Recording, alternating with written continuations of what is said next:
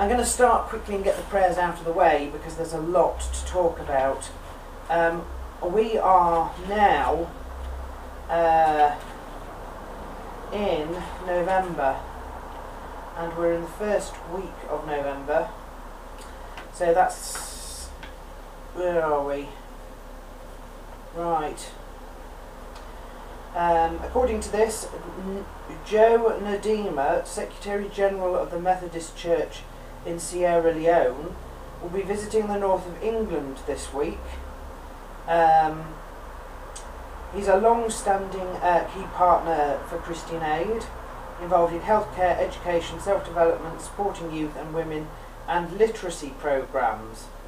So that big sort of conference that he's coming over for is what is on the agenda to pray for this week, along with the London City Mission and the youth conference that's going on in Manchester this week. So I haven't had any more prayer requests online, so that's it for this week. Now I'm going to start where I left you last week and give you the story up until this week. So last week I spoke to you. I was preparing the house for the visit by the council, and the reason the council are coming round was because I put my name down on the housing list for council property, and they had to evaluate the house to see where to put me on the list, because you don't go in at the bottom. You go in depending on how quickly you need a house, or how quickly they say you need a house. So we'd arranged a visit for the Monday, and I'd spent the whole day sort of cleaning and everything was ready, and they came round on Monday, and they looked around, and they were looking mainly at the disrepair in Granville, because I had to state on my council form why I wanted to leave, and so I had to make a list of all the points that I didn't like about Granville. And we had the fact there was no doorbell, the fact that the outside windows were never cleaned, leaving frosting, the cavity in the wall space that was open in the kitchen, so if you drop something down the back of the fixed cabinets, they go straight into the wall and you never see them again. The fact that it's been repainted, and you can see at the very bottom of the skirting board you've got bits of, it's like two-toned, because you've got half the black paint that's been painted over by white still showing through. I had the problem with the gas fire in the lounge, which had been painted, and because it had been painted I was told it wasn't up to fire regulations and I probably shouldn't use it. I have the condemned fire in the bedroom, which started with the pigeon that destroyed the chimney flue and then died involving a fly infestation, so I had to seal off the fire for a year.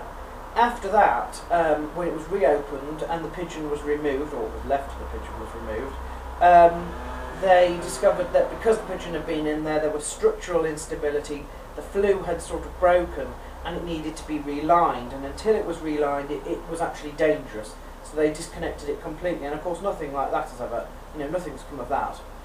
We've got the wobbly step down to the bathroom, we've got the flood that happened in the bathroom last year, and all the damage to that. We've got the problem with the walls that you can't clean because they're water-soluble paint, and if it gets too hot, of course, like it did with the dehumidifiers, the walls, the paint starts to run off the walls. We've got the broken bath. We've got the paint in the bath, which is now coming off, the enamel. We've got the wall full of mould. We've got the damp that's been repainted, and it's just showing through again. We've got the broken windows, well, they're cracked, the ceiling collapse, the windows that have been painted shut, the lack of ventilation, and the pressure issues within the boiler. Those are the problems that I listed, and she had a look at the bathroom, and she said that she had commented on disrepair before, but never that amount, and that I should get in contact with environmental health. That has not been so good, because I phoned the lady and she has her lunchtime same as me, so we've been just swapping messages saying, can you phone each other back? So I've now sent her an email and she hasn't replied to that, So I'm rather hoping that I can either go in on Monday and see her, or I shall actually write to her, because I need her permission before I write to the landlord. Now the second part of this is that me and Mum had a discussion about this and decided that come what may by Christmas I could move out, and I could move out into rented accommodation at £100 more than my budget allowed for, because for a 6-month period or a year period she would fund the extra £100 because I needed to be out of there. However, before that she wanted me to look at one last list of houses and flats. And I had a look at them this week, and then we decided to visit the 4 out of 9 that I said would be alright. One of which was a house, to actually buy a house. And when we had a look around, we actually found that the owner was in, and he let us in on an impromptu level, and we had a look around, and I loved it. I mean, I loved it when I saw it anyway, but I was actually able to look round it.